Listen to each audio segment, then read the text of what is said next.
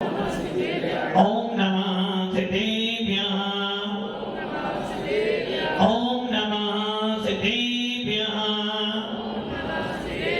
यदरिता भावेन प्रमुदितमनादरे दुर्गः छदाता सिद्धस्वर्गी गुणगण समर्था समनिधि लभन्ते सद्भक्त्या शिवसुखसमाजं किमुदता महावीर स्वामी महावीर स्वामी महावीर स्वामी नयन बदनामी भवतु मे गुरुमहापंतनानितं ज्ञान दर्शन नायिका चारित्राणां गंभीरा मोक्षे मार्गोपदेशिका पंचप्रवेदी भगवान की एकनाथ भगवान की अंतिम सरस्वती भगवान महावीर स्वामी की आचार्य श्री कुंद भगवंत की आचार्य श्री उमा स्वामी भगवंत की आचार्य श्री विमल सागर जी महाराज की आचार्य गुरुदेव सरस्वती सागर जी महाराज की तीन कामनाओं करोड़ मुनि राजों की दुआ तथा जिनवानी माता की बोले वात्सल्य मूर्ति दिव्य तपस्वी आध्यात्म की राष्ट्रसंत आचार्य 108 से सुंदर सागर जी गुरुदेव की गुरुदेव की गुरुदेव की मोक्ष मार्ग से नेतारम भेतारम गर्भोपता दातारम विषय तत्वानां वंदे तद्गुण लब्धये भव्य आत्माओं जिन शासन के महान अंतिम शासनपति भगवान महावीर जिनकी पावन देशना आज इस कली काल में भी हम सबको सुनने को मिल रही है। भगवान महावीर का वो शासन जिस शासन में इस पंचम काल के अंदर भी हमें मुनियों का अवलोकन हो रहा है और भगवान महावीर का वो भीतरा शासन जिसमें एक बार आ जाने के बाद कहीं और जाने की इच्छा नहीं होती है। था परम विशुद्ध भीतरा शासन हम आपको प्राप्त हुआ है। जिस भगवान महावीर के जन्म कल्याण के लिए पूरा विश्व बड़ी धूमधाम से संपन्न करता है। जिस भगवान महावीर के निर्माण महोत्सव के लिए स्वर्ग के देवों ने भी आनंद बनाया था और जिस भगवान महावीर के गर्भ में आने पर सारा लोक शांति का अनुभव कर रहा था। ऐसे हमारे अंतिम तीर्थेश भगवान महावीर स्वामी की दिव्य देशना आज भी हमें सुनाई दे रही है। ऐसे भगवान महावीर जिनका नाम मात्र स्मरण करने के जिनका मात्र नाम स्मरण करने से ही अपने जैनत्व का बोध हो जाता है। ऐसा कौन सा जैन व्यक्ति हो जिसको भगवान महावीर का नाम याद न हो? ऐसा कौन सा जैन व्यक्ति है जिसको भगवान महावीर के प्रति श्रद्धा न हो? 24 तीर्थंकरों में किसी का नाम याद हो न हो चल जाएगा, किंतु भगवान महावीर का नाम तो बच्चे बच्चे को याद है, क्योंकि हम हर साल बड़ी धूमधाम से भगवान महावीर का जन्म कल्याणक महोत्सव तो करते ही करते हैं, किंतु निर्वाण महोत्सव भी बड़ी धूमधाम से संपन्न करते हैं। सौभाग्य है जैन शासन का, सौभाग्यशाली है जैन समाज जिनको सच्चे वीतरागी भगवान का समागम प्राप्त हुआ है। कितना सौभाग्य है हम लोगों का कि हमको ऐसे शासन मिला है जिस शासन के अंदर मात्र इस आत्मा को अनादि काल से जानने का प्रयास किया जा रहा है। किसी भी संप्रदाय में जाना, किसी भी व्यक्ति के पास जाना और पूछना भैया भगवान देखा, भगवान देखा, उत्तर क्या मिलेगा? अरे भगवान कहाँ देखा? भगवान के पास तो जाता हूँ, भगवान से विनती तो करता हूँ, भगवान से निवेदन तो करता हूँ, किंतु भगवान कहाँ है अभी तक नहीं पता। कि तब जैन व्यक्ति से पूछ लेना, भगवान महावीर के अनुयायी से पूछ लेना, वीतराग से पूछ लेना भगवान कहाँ है, तो वो एक ही उत्तर देगा, जो है वो मेरे अंदर बैठा है। भगवान मंदिर में नहीं है, भगवान मस्जिद में नहीं है, और भगवान किसी के घर में नहीं, भगवान तो इस चेतन स्वरूप आत्मा में विराजमान है। और जो अपने आप को जान लेता है वो ही भगवान बन पाता है। ये सारी पात्रताएं, ये सारी योग्यताएं, ये सारा अनुभव किसको मिला है? ये सारी पात्रता, ये सारी योग्यताएं, ये सारा अनुभव किनको मिला है? किनको मिला है? किनको मिला है? ये सारी पात्रता हर किसी को मिली है, मात्र जैनों को नहीं। जिस जिसके अंदर आत्मा है, जिस जिसके अंदर चेतना है, जिस जिसके अंदर ज्ञान दर्शन पाया जाता है, उस हर व्यक्ति के अंदर ये पात्रता है। अब चिंतन करो, ये पात्रता किसमें है? आप में तो है ही, जैनों में तो है ही है। जैन के अलावा जिस जिसमें चेतनता है, ज्ञान दर्शन, इसका मतलब क्या हुआ? एक इंद्री जो पेड़ पौधे हैं, कीर्ति आदि जो 3 इंद्री जीव है, तीन गति के जो 2 इंद्री, 3 इंद्री, 1 इंद्री जीव है, 5 इंद्री जीव है, उन सबके अंदर भी ये पात्रता, सबके अंदर, संतों के सबके अंदर क्या क्या है? भगवान नहीं। लोग कहते हैं कण कण में भगवान बसा हुआ है। भगवान के बिना तो, भगवान के बिना तो क्या कहते? भगवान के तो पता भी नहीं हिलता है। भगवान बनने की पात्रता किसमें है? प्रत्येक उस व्यक्ति में जिसके अंदर आत्माएं हैं। भगवान बनने की पात्रता हर उस व्यक्ति में जिसके अंदर ज्ञान दर्शन पाया जाता है, और वो पात्रता चारों गति के जीवों में है। तिर्यंचों के अंदर भी है। जिस एक इंद्री जीव को, जिस जल को, जिस अग्नि को, जिस वायु को, जिस वनस्पति को आप देखते हो, तोड़ देते हो, उसके अंदर भी भगवान बनने की योग्यता है। वो नारकी सुन रहे थे ना, वरम बतई पदम देवम ना बतई वर्द नारकम। नरक जाना अच्छा है? सेठी, नरक जाना अच्छा नहीं है। स्वर्ग जाना अच्छा है, और मनुष्य बनना और ज्यादा खराब है। अरे भैया, नरक जाना खराब नहीं है, देव जाना अच्छा नहीं है। यदि तेरे पास भगवान आत्मा है, यदि तुझे भगवान आत्मा की प्यास है, यदि तेरा ज्ञान दर्शन, तेरा उपयोग भगवान आत्मा में लगा हुआ है, तो नरकों में जाकर भी तीर्थंकर निकल कर आ जाते हैं। नरकों से भी तीर्थंकर निकल कर आते हैं। और एक देव गति का देव होने के बाद भी एक इंद्री हो जाता है। देव गति में देव तो बन गए, किंतु वो देव भी संकलिष्टता के कारण एक इंद्री में पैदा हो जाता है। और वो नारकी, वो नारकी दर से विशुद्धि भाव ना भाई, सोले तीर्थंकर बद पाए, परम गुरु हो ये नाथ, परम गुरु हो। वो नारकी जो नरकों में मार काट कर रहा है, वो नारकी क्या कर रहा है नरकों में? इसके शरीर को तिल तिल करे देह के धन, असुर घृणा में दुष्ट वचन, सिंधु नीर ते प्यास न जाए, तो पण एक न बूंद रहे। जिन नरकों में इतनी प्यास लगती है, इतनी प्यास लगती है कि लवण समुद्र का पूरा पानी पी लो। कैसा पानी? कैसा पानी? दृष्टि मध्ये लवण समुद्र कितना बड़ा? लवण समुद्र कितना बड़ा? सागवाड़ा से तो बड़ा, सागवाड़ा से बड़ा, बहुत बड़ा।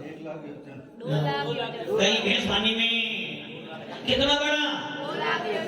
नकल कर करके पास हो रहे हो, तुझे ध्यान रख लेना, मोक्ष मार्ग में नकल नहीं चलती, अकल चलती है। नकल कर करके दुकान चल सकती है, नकल कर करके संसार का काम कर सकते हो, नकल कर करके शरीर और परिवार को बढ़ा सकते हो, और धन भी नकल लोगे चित्त भव्य आत्माओं, नकल करने से भगवान नहीं बन सकते। यदि नकल करके भगवान बनते तो सारे लोग भगवान बन जाते। भगवान बनने के लिए तो अकल चाहिए, अकल। और यही कारण है, यही कारण है कि जैन शासन नकल नहीं करता बल्कि नकल देता है। जैन शासन कभी किसी से सीख नहीं लेता बल्कि सीख देता है। और जैन शासन कभी किसी से लेता नहीं, हमेशा देता ही देता है, भले वो जैन संत हो या जैन श्रावक हो। जब जब भी देने की बात आती है, जब जब भी दान की बात आती है, और जब जब धन देना हो या तन देना हो, लोग कहते हैं कि जैन व्यक्ति कमजोर होते हैं। अरे भैया, जैन व्यक्ति तो इतने दिलदार होते हैं, जब दान देना हो तो अपना खजाना खोल देते हैं, और जब देश की बात आ जाए तो अपनी जान भी निछावर कर देते हैं, और जब धर्म की बात आती है तो तन मन धन सब कुछ निछावर कर देते हैं। जैन व्यक्ति कायर नहीं होता है, किंतु जैन व्यक्ति विवेकी होता है, हर काम विवेक से करता है। इसलिए भव्य आत्माओं, इसलिए भव्य आत्माओं, भगवान कहां पर है? भगवान हर उस आत्मा में भगवान बैठा है जिस आत्मा में ज्ञान दर्शन है। वो नारकी कहां बैठा है? नरकों में। और उस नरकों में इतनी प्यास लगी, इतनी प्यास लगी, लवण समुद्र तो 2 लाख योजन छोड़ा और 1000 योजन गहरा है, सारा पानी पी लो, इतनी प्यास लगती है। किंतु फिर भी वकील साहब, फिर भी मान लो मई जून का महीना चल रहा है, आपको बड़ी प्यास लग गई, गला पूरा सूख रहा है और पानी की बूंद ना मिले तो तकलीफ किसको होती है? शरीर को। यही गलती कर रहे हो, शरीर को वेदना नहीं होती, वेदना तो यदि शरीर में से जीव निकल जाए, फिर तुम्हारे शरीर को काटा भी जाएगा तो खून निकलेगा, खून निकलेगा या पानी मिलेगा? मान लो एक जीव आत्मा निकल गई, शरीर पड़ा, उसे जलाकर आ रहे हो, जला रहे हो, फिर भी उसको वेदना। और जब तक आत्मा ही जरा सा बाल भी खींचोगे तो वेदना। तो वेदना किसको हुई? शरीर को हुई, आत्मा को हुई? किसको हुई? धनवान जी, गुलाब जामुन खाया था, आनंद किसको आया था? शरीर को या आत्मा को? आत्मा को। वेदना किसको हुई? अरे भैया, आत्मा को वेदना नहीं होती, आत्मा तो ना राग करती है ना द्वेष करती, आत्मा को आत्मा है। इसलिए तो कहते हैं आत्मा हो, आत्मा हो, आत्मा मैं सदा जायते स्वभावी आत्मा। कौमों में जानना देखना मेरा काम है। क्या काम है हमारा? जानना और देखना, यही मेरा काम है। और जब मैं जानने देखने में राग द्वेष मोह करता हूं, तभी कर्म मेरे से बंद जाते हैं। तो कैसी आत्मा हमारी? आत्मा कैसी हमारी? मात्र जानना देखना ही मेरा काम है। इसलिए वो कभी कह रहा है आत्मा हो, आत्मा हो, आत्मा मैं सदा जायते स्वभावी आत्मा। कैसी आत्मा? सदा, हमेशा। हमेशा कैसा हूं मैं? कैसा हूं हमेशा? क्या हूं हमेशा? मतलब शब्द सुन लिया बस। ज्ञायक स्वभावी आत्मा, ये ध्यान रखना, 7 तत्व है, 9 पदार्थ है और 6 धर्म है, 5 अस्तिकाएं। इन 9 पदार्थों में, 6 धर्मों में, 7 तत्वों में, 5 अस्तिकायों में तत्वाल सूत्र जब पढ़ते हो, ये ध्यान रखना। आचार्य उमा स्वामी अपने दूसरे अध्याय के 3रे सूत्र में आपके लिए कह रहे थे, भैया औपसेविक भाव प्राप्त कर। और उसका मतलब क्या है? जिस दिन औपसेविक भाव प्राप्त हो जाएगा, जिस दिन औपसेविक संवेद दर्शन प्राप्त हो जाएगा, और दिन समझ जाओगे कि मैं कौन हूं। और फिर तुम ये नहीं बोलोगे मैं सुखी दुखी, मैं रंग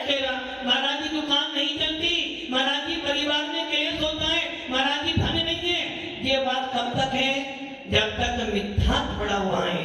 जिस दिन भेद विज्ञान हो जाएगा उस दिन क्या बोलोगे?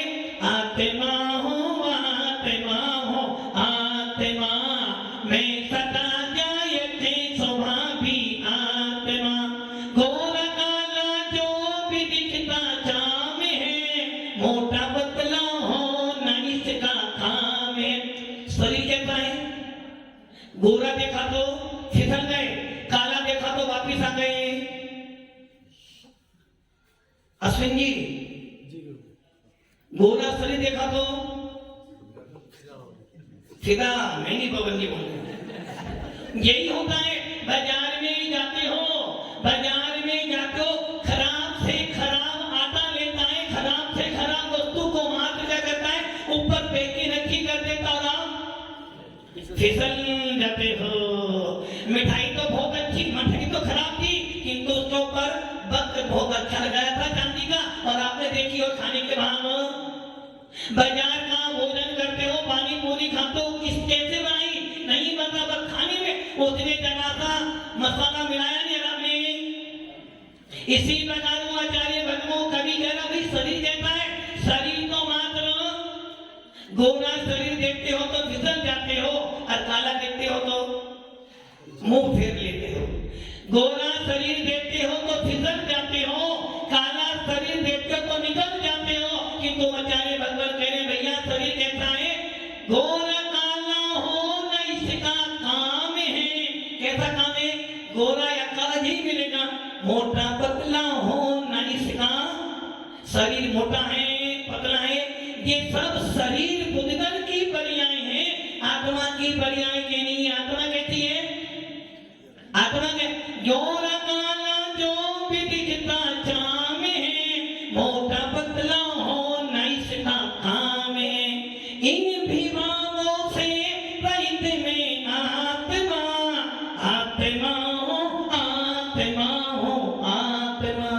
ना मैं मोटा हूँ ना मैं पतला हूँ, ना मैं काला हूँ ना मैं गोरा हूँ, ना मैं सेठ हूँ और ना मैं रंग हूँ, ना मैं जैन हूँ ना मैं हिंदू। मैं तो मात्र मात्र मात्र भगवान आत्मा हूँ। और जिसको ये बोध होता है, जिसको इसमें आनंद आता है, समझ लेना अंदर के कोने में कौन सा दीपक, कौन सा दीपक जल रहा अभी? अभी कौन सा दीपक जल रहा? अभी कौन सा दीपक? सुनील भैया कौन सा दीपक जल रहा अभी? कौन सा दीपक जल रहा अभी? अभी कौन सा दीपक चल रहा? संतोष जी, संतोष जी कौन सा दीपक चल रहा है? बाप बड़ा ना भैया, सबसे बड़ा।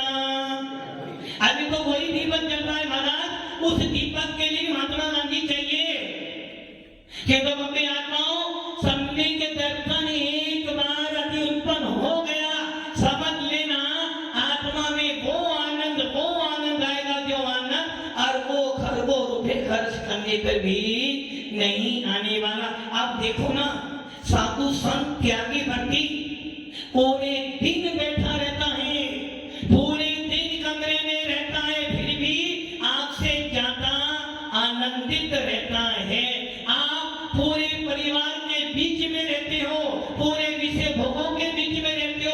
सवेरे का खाना शाम को नहीं मिलता, शाम का खाना रात में, सवेरे गरम मिलता है शाम को गरम मिलता है।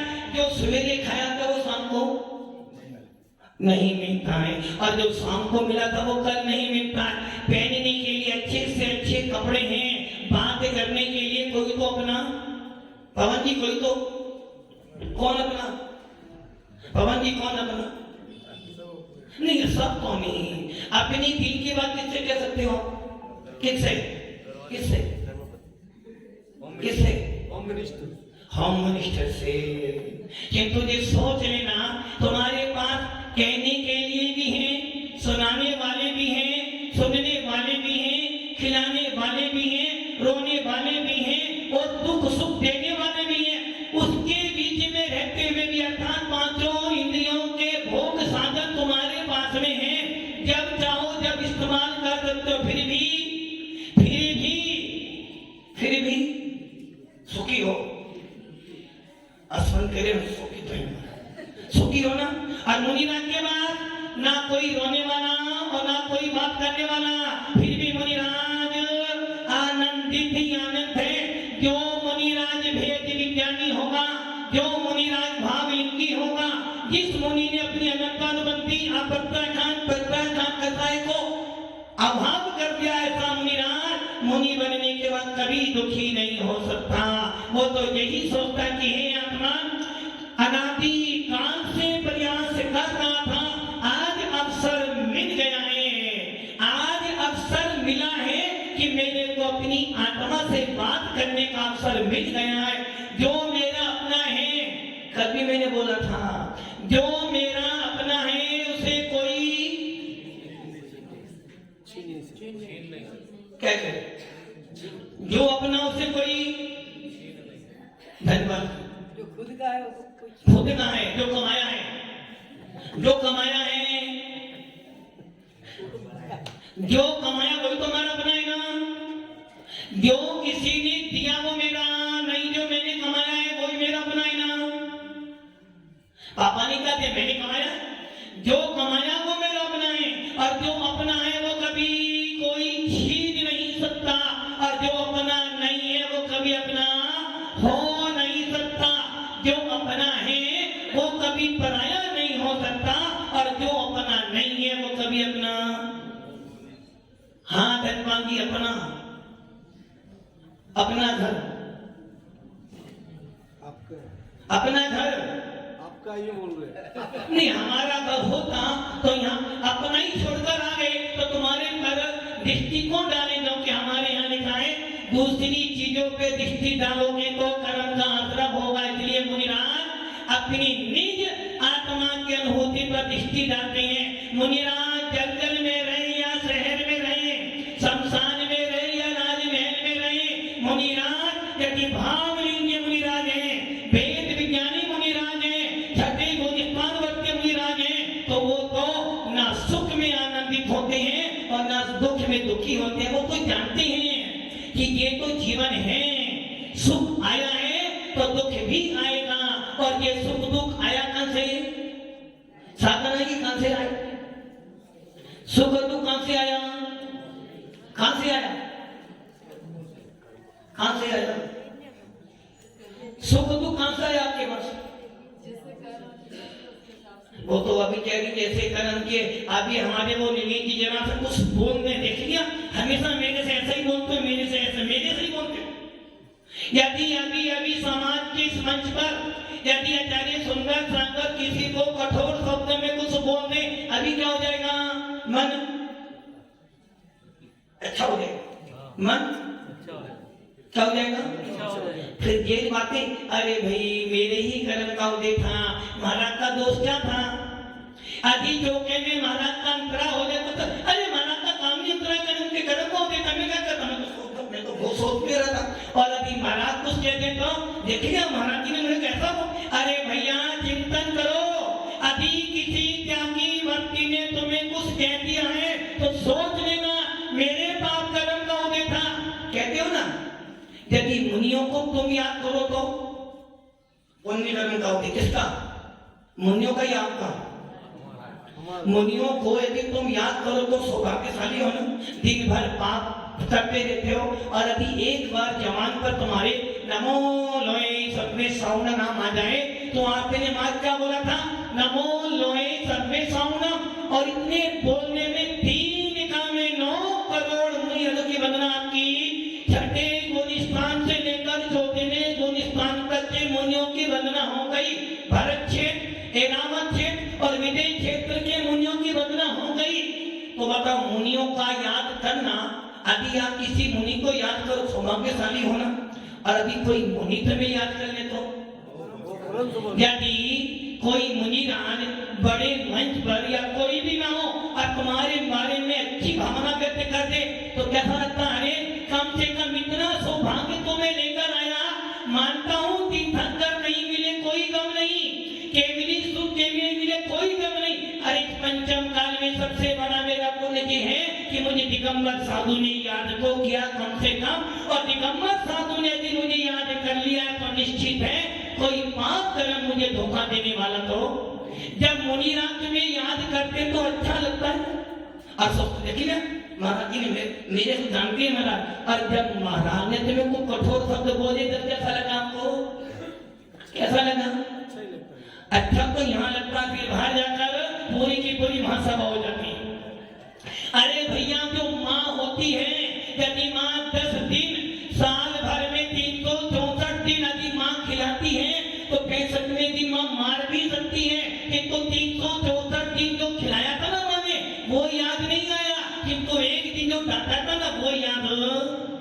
उस समय सोचो मेरे घर का उदय भी तो था भाई।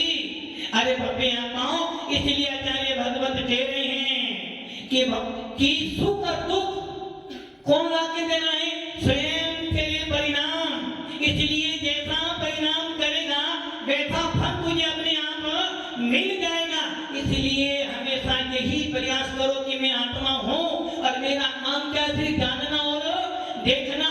तो भगवान बनने की पात्रता हर जीव को मिली है, भगवान बनने की योग्यता हर जीव को मिली है, किंतु भगवान बनने की योग्यता का अनुभव करने का परमिट लाइसेंस मात्र वीतराग शासन को मिला है। बात समझ आ गई मेरी? भगवान बनने की पात्रता हर व्यक्ति के अंदर, वो किसी भी जाति का हो, किसी भी संप्रदाय का हो, आत्मा के अंदर भगवान शक्ति है।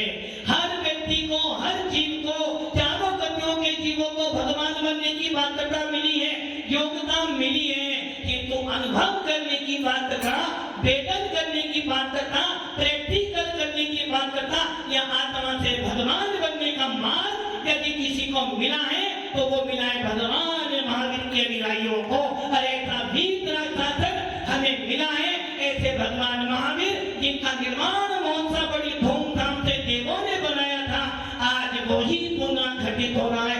आज हम पुनः भगवान महावीर का, उस भगवान महावीर का जिस भगवान महावीर ने विश्व विजेता का पद प्राप्त किया, ऐसे भगवान महावीर का निर्माण महोत्सव पूरा विश्व बड़ी धूमधाम से बनाएगा।